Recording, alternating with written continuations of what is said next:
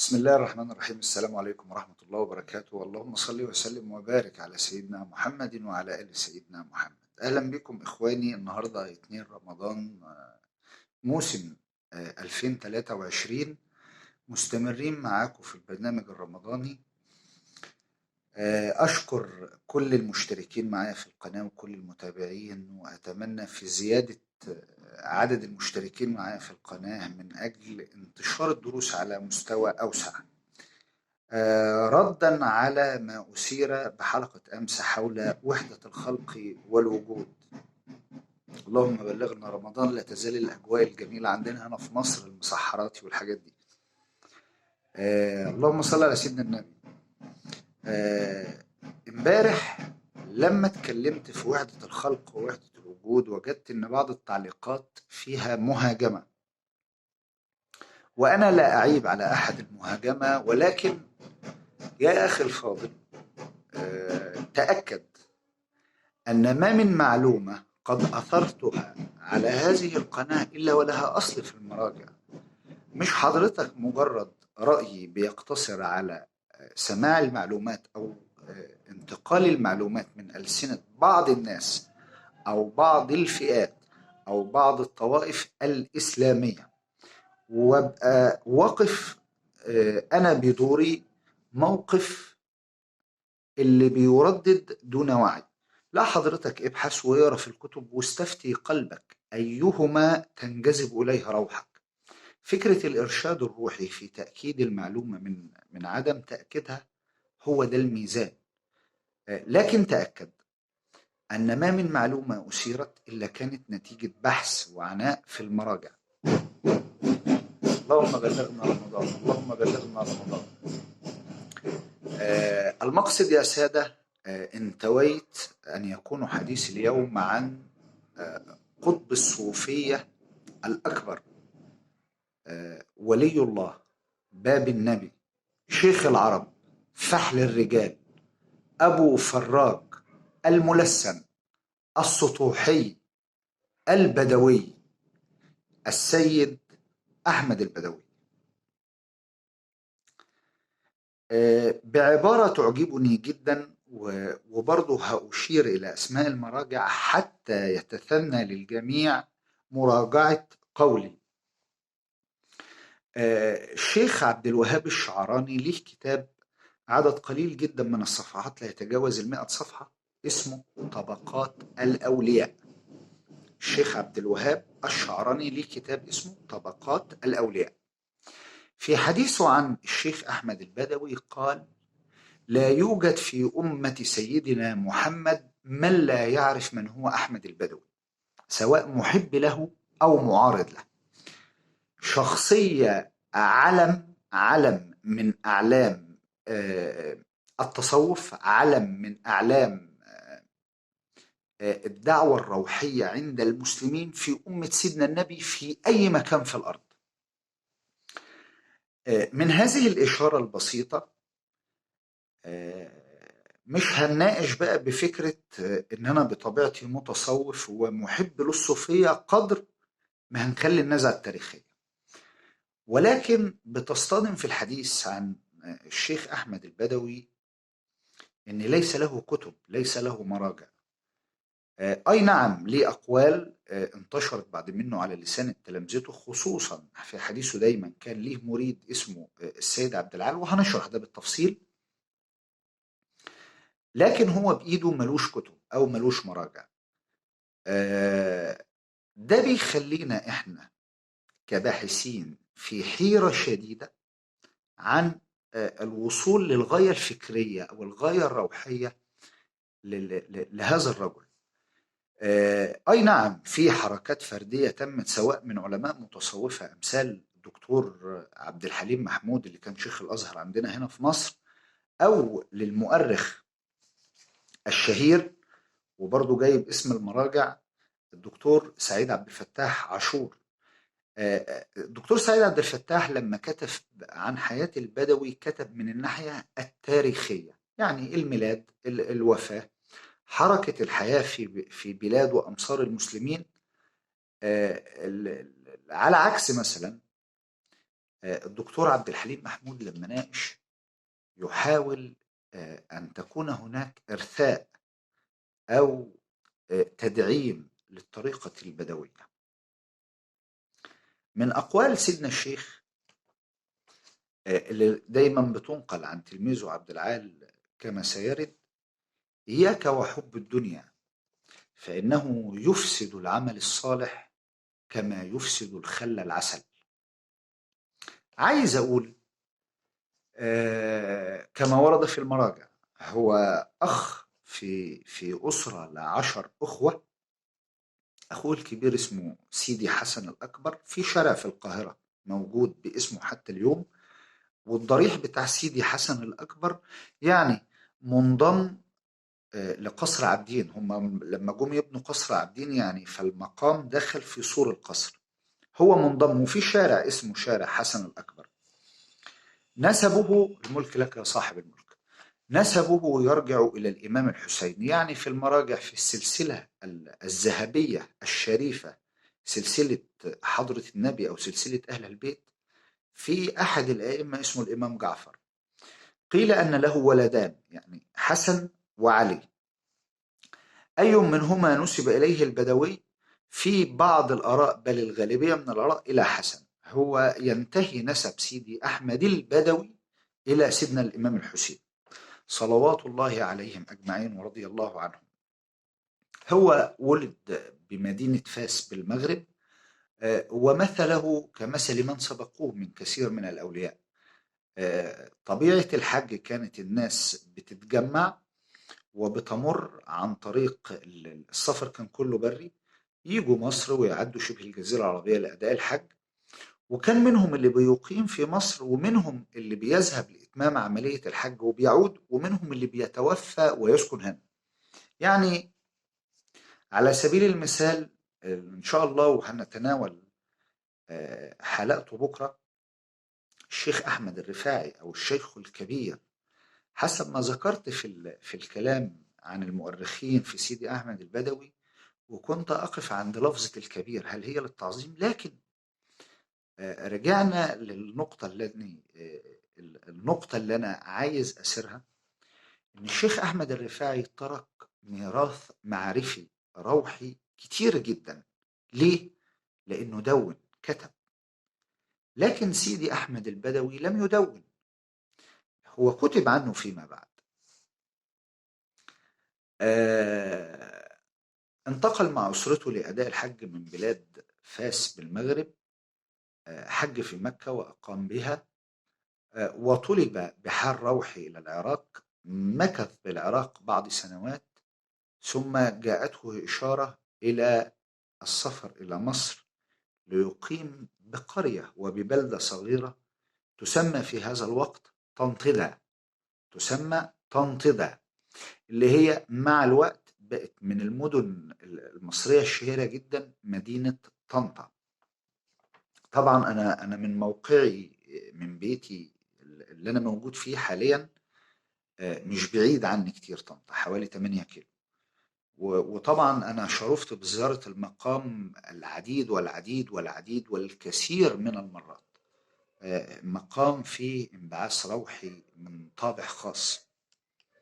فبيصبح عندنا أزمة أولا في الوقوف على مجموعة أفكار الشيخ سيدي أحمد البدوي، لأن ليس له مرجع زي ما قلنا دونه بإيده على عكس غيره.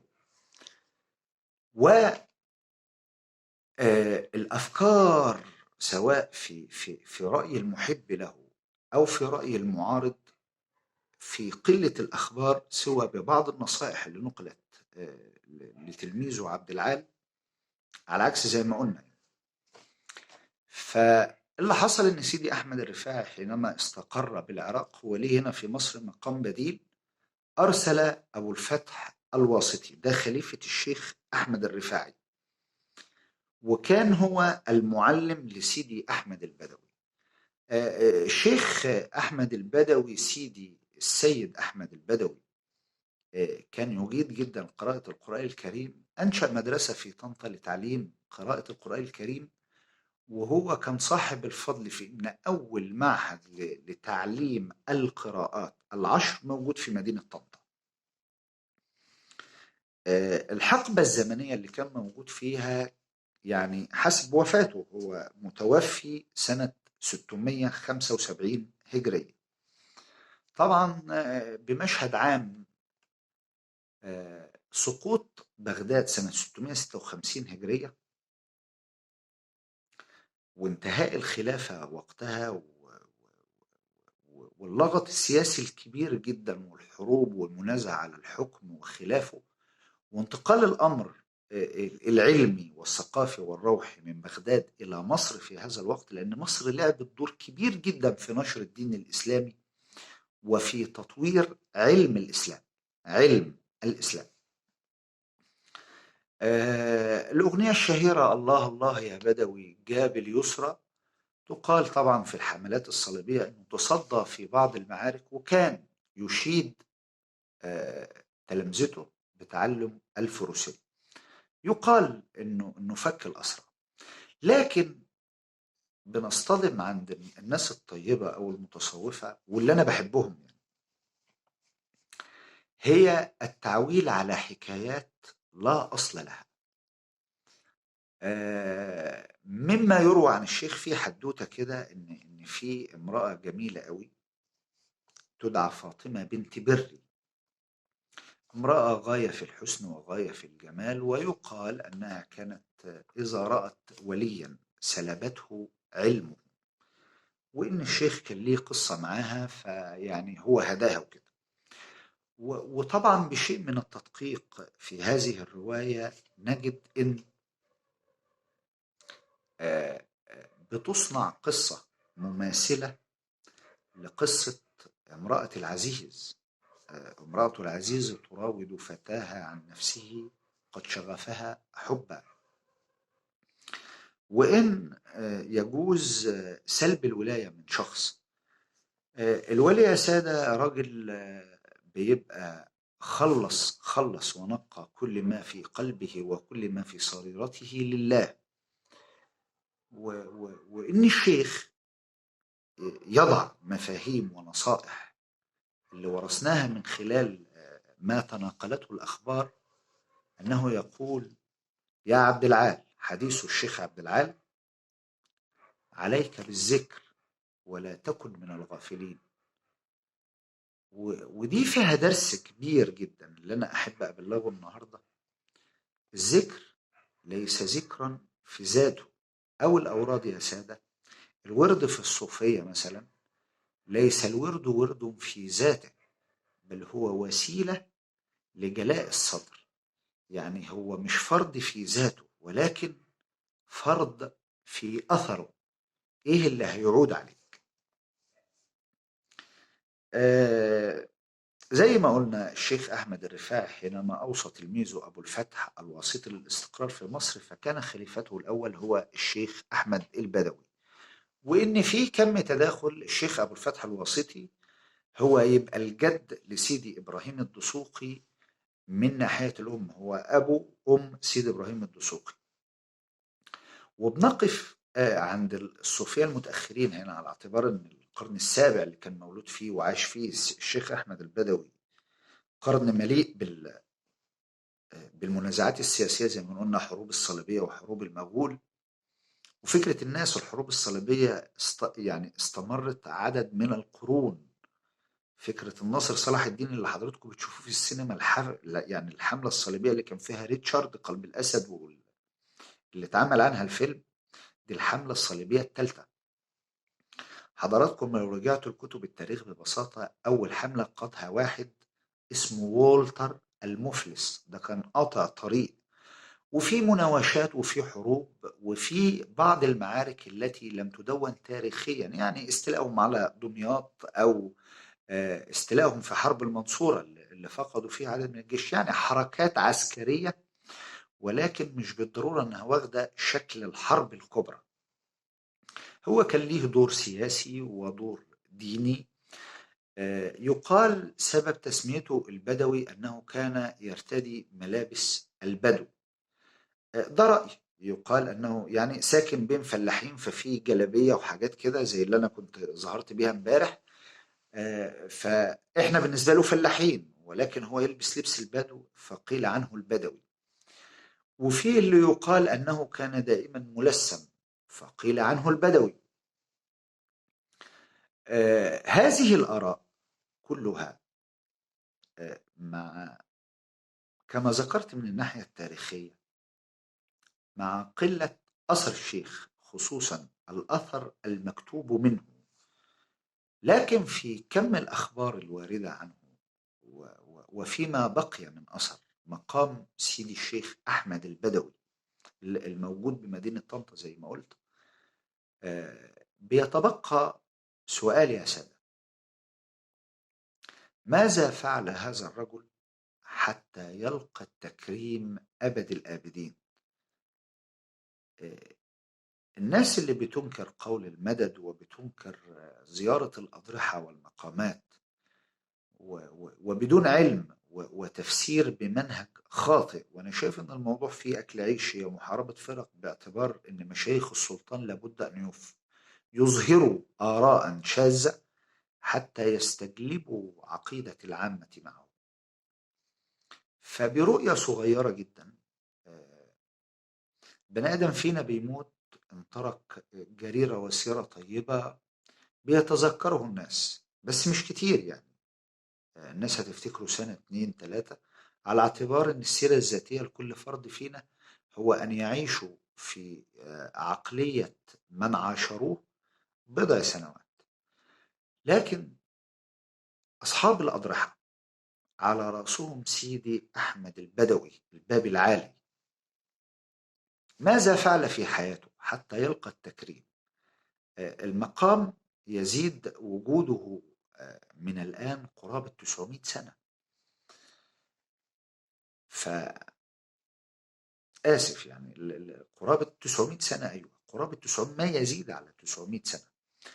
فالمقصد يا سادة، الراجل ده عمل إيه؟ كيف لقي التكريم هو أو أي ولي أو صاحب أي مقام وإن كان حاجة صغيرة كده؟ ماذا فعل وماذا قدم؟ الشيخ أحمد البدوي لا تزال له طريقة معهودة منتشرة بين الناس، وهو صاحب مقام جليل. وأي حد يجي مصر ويكون قريب في مدينة طنطا، أنا أنصحه كناصح أمين زيارة المكان لجلاء الروح. هناك تجلو الروح، وفي بعض الآثار الموجودة ليه والموجودة لحضرة النبي في مقتنيات سيدنا الشيخ اللي اتعملت، وفي ضريح مقابل لسيدي أحمد البدوي معاه في نفس المسجد ضريح سيدي مجاهد، والشيخ أحمد حجاب يعني في مقام بأمر الرئيس الراحل محمد أنور السادات موجود داخل المسجد، وبعض المقامات التي تحيط بالمسجد البدوي بمدينة طنطا. إن شاء الله إن شاء الله يعني اللي حابب إن أنا أبلغه أو أقوله في دروسي خصوصا عن بعض هذه الشخصيات، إن معيار تكريم البشر أو أفضلية البشر هو مين اللي أثر في البشرية بالإيجاب وليس بالسلب، اللي قدم لنا سواء إنجاز حضاري أو إنجاز فكري أو إنجاز روحي. كفاية التاريخ يا جماعة مليان بالقتل وبسفك الدماء، مئات الألوف وملايين الناس ماتت بدون سبب. إن شاء الله بكرة موعدنا مع الشيخ الكبير الذي قدم علما وتراثا، صاحب الطريقة الأشهر والأكبر في العالم، سيدي الشيخ أحمد الرفاعي. ألقاكم على خير، كل عام وأنتم طيبين. السلام عليكم.